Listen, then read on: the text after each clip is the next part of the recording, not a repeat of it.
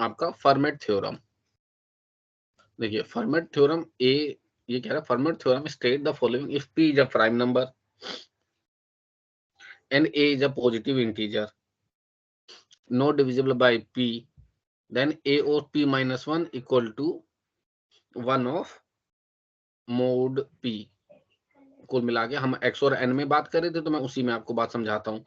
ये कह रहा है कि देखिए जो फर्मेट थ्योरम है ना, format theorem is a extension of Euler's theorem, आप ऐसे कह लीजिए। तो ये ध्यान रखिएगा, ये कुछ अलग नहीं है। तो आप पहले यूलर्स थ्योरम ही पढ़ना, बुक में भले ही फर्मेट थ्योरम बताई गई है, लेकिन आप पहले यूलर्स थ्योरम ही पढ़ना।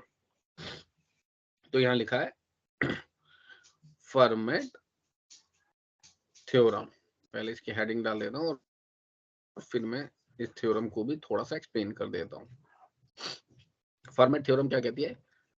x of n minus one, x की power n minus one equal to 1 mod n। मैं आपको बताऊंगा कि यार ये कुछ नहीं है, घुमा के मैथमेटिक्स की कंसेप्ट का यूज करते हुए यूलर थ्योरम लिखिए। अब देखिए, और इसको मैं लिखता हूँ x ऑफ ये जबकि कौन सी थी, यूलर्स, यूलर्स को मैं सामने लिख देता हूँ, यूलर्स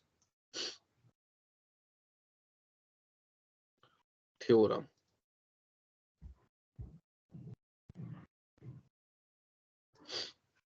इसने क्या कहा था, x ऑफ फाई n, आपको दोनों साथ साथ देखें इसलिए स्क्रीन पे लिख रहा हूँ, और आपको ताकि वेरिएशन समझ आए कि इसमें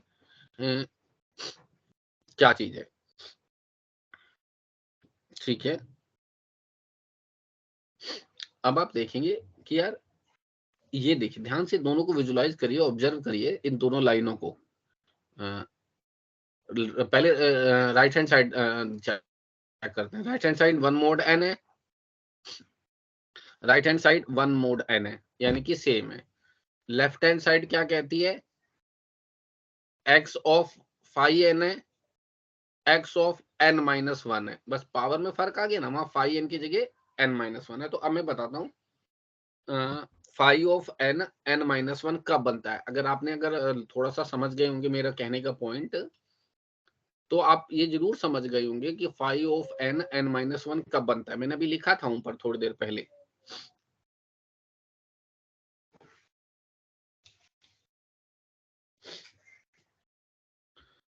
मैं पहले आपको ये नोट्स में दिखाता हूँ। कह रहा है Fermat theorem state that p is a prime number. हमने पी की जगह एन लिया, यानी n is a prime number, है ना। तो मैं आपको ये तो बता ही दूं, ऑब्वियस सी बात है कि यहाँ पे गिवन है एन हमारा प्राइम नंबर है, n is prime number, prime number, ठीक है ना। एन अपना प्राइम नंबर है। और अगर मैं सीधे आप फर्मेट थ्योरम भी भूल जाइए, यूलर्स थ्योरम भी भूल जाइए, अगर मैं आपसे कहता हूं कि आपका फाइव ऑफ, यानी कि तोसेंट फंक्शन की बात करता हूं, फाइव ऑफ एन बता सकते हैं क्या जब एन प्राइम नंबर होगा क्या? तो आंसर है बिल्कुल बता सकते हैं। क्यों? क्योंकि फाइव ऑफ एन अभी तो प्रूव किया था यहाँ पे। फाइव ऑफ एन लिखिए, देखिए लिखा हुआ है आपके सामने, आप यहाँ नोट करिए बच्चे।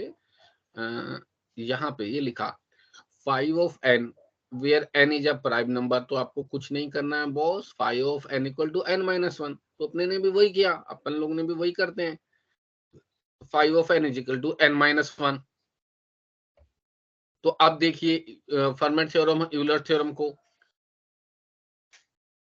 N minus one, phi of n बराबर हो गया ना N minus one.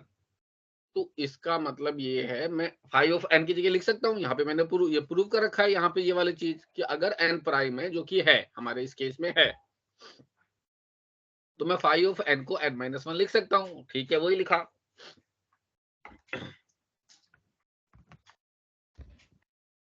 Getting point?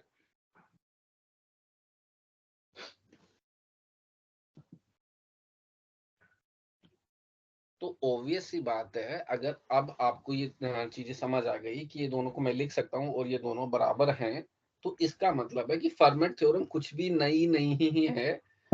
N जब प्राइम हो उस स्पेशल केस में इसने फाइव एन की जगह रिप्लेस कर दिया, 5n को अब मैं n-1 लिख सकता हूँ। तो इसने यहाँ पे देखिए इस जगह पे मैं हाईलाइट कर रहा हूँ, पावर की जगह पे 5 ऑफ n को हटा के n-1 लिख दिया। Getting point. और अगर आप इसका वेरिएशन थोड़ा सा और करना चाहेंगे, कुछ जगहों पे कुछ वेरिएशन और भी होते हैं बुक्स में, अगर देखेंगे तो वहां ऐसे लिखा हुआ है, देखिए x ऑफ n-1 बराबर आ गया 1 mod n में। अगर आप इसको सिंप्लीफाई करके ऐसे भी लिखेंगे n x of n upon n, आप समझते हैं इसी का मतलब होता है n-1 बराबर 1 mod n में।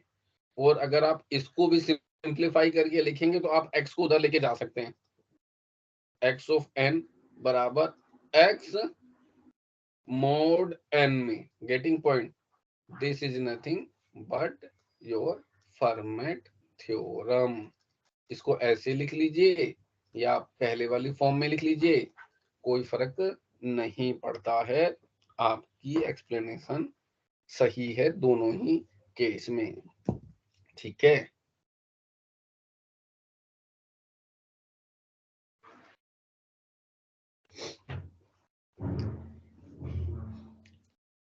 कोई डाउट है इसमें है तो देख लीजिए।